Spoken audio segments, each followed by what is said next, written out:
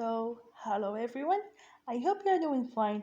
And for all the Muslim people, including me, happy Eid. Be blessed, safe, and joyful.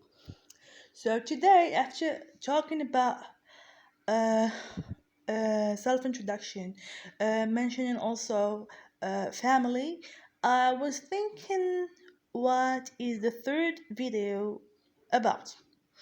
So I had this idea in mind that people, which means us, are result of events, birth, marriage, um, first job, graduation, etc., etc. So I have to, yeah, let's talk about events.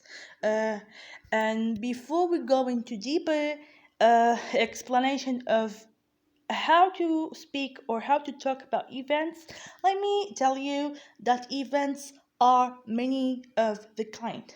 There are personal events, there are also what we call religious or cultural oriented events, and there are also within all this scope those expected or planned for.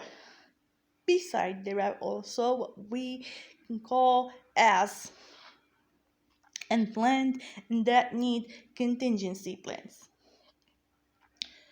If you didn't understand me, let me just tell you this in mind, or tell you this sentence. We are sum total of events, be them cultural, be them personal, planned or not planned. The first event is birth. And if you want to talk about this event, you are going to say, I was born on, for example, I was born on the 10th of June 1992. I am a unique child. You can also, if you want to talk about birth, you can say my birthday is, and you finish the sentence. Or also, you can say I celebrate my birthday once a year on the, and you mention the date and you follow on. That's the first event. The second event is, mm, say, first job.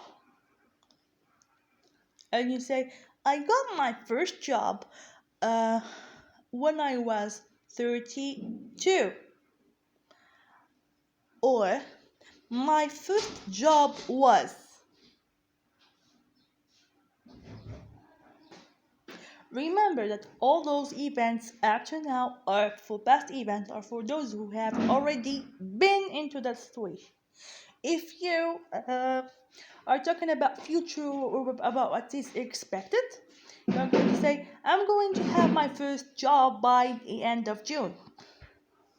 Or Senna is getting married by the end of the year. Again, here we are going to talk about the expected events, and we're going to talk about birth once again. When we talk about birth, once again, we say Lily and John are expecting a child by the end of August. They are going to be parents for the first time. Or Lily and John are expecting a baby girl as their second child. Okay? And then you have, I expect my first job to be when I will graduate. It's okay here. But don't forget, when you talk about events, to have those ideas about, there are recursive events, there are events that happen once in a time, there are events that are So, as I told you, there are events that happen once in a time. There are events that are recursive, and that there are events that are uh, that are expected. They are in the process of being, of happening. Let me give you an example. My dad died in 2010. This is a past event happening only once because I have only one dad, الله He died once and he will never die again because it happens once. Another event is I was born on the 5th of June 1992. I was born once, I will never be born again. If you want to talk about this, uh, there are also recursive events like feasts. For example, Muslim people celebrate Eid al-Iftar once every year. And Christians celebrate Easter also once a year, if I'm not wrong about that.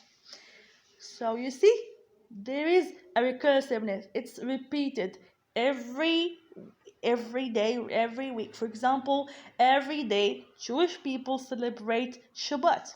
So here it's important for us to use adverbs of frequency to show how frequent is the event.